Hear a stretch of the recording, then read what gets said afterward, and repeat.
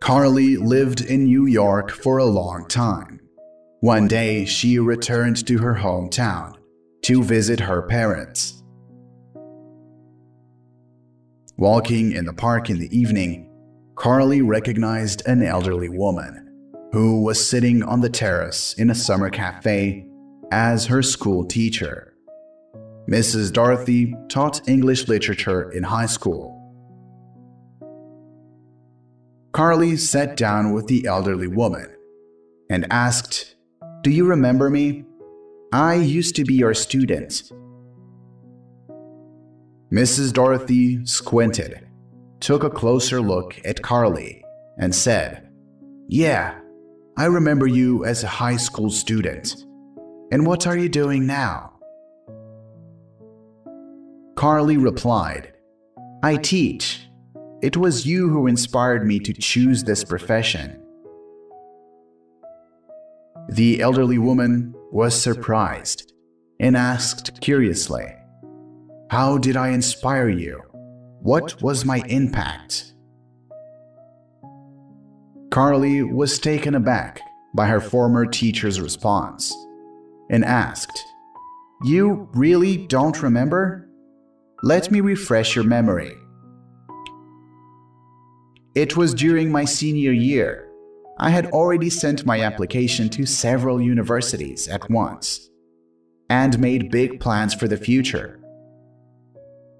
But one stupid transgression almost ruined all my plans.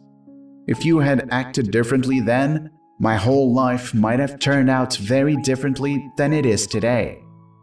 Carly continued, "I was late that day."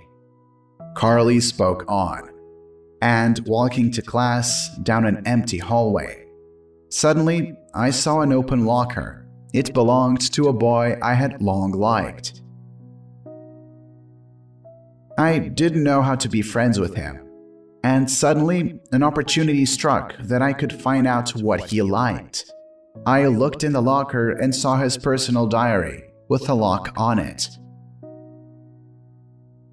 I made an all-too-sudden decision to grab the diary and hide it in my locker, and I was afraid that someone would notice it in my own bag.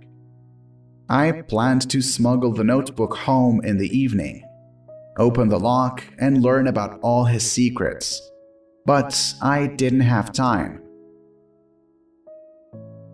But commotion soon ensued when the school principal was informed of the lost diary. A large sum of money was hidden in the diary, which I did not know about. All the students were ordered to gather in the assembly hall, hand over the keys of their own lockers, and wait there until the missing item appeared. You, Mrs. Dorothy, had been tasked with searching for the diary and had to inspect all the lockers. I sat in the assembly hall with the other high school students and was dying of fear. I waited anxiously for the school principal to come in and accuse me of taking the diary. I said goodbye to my future.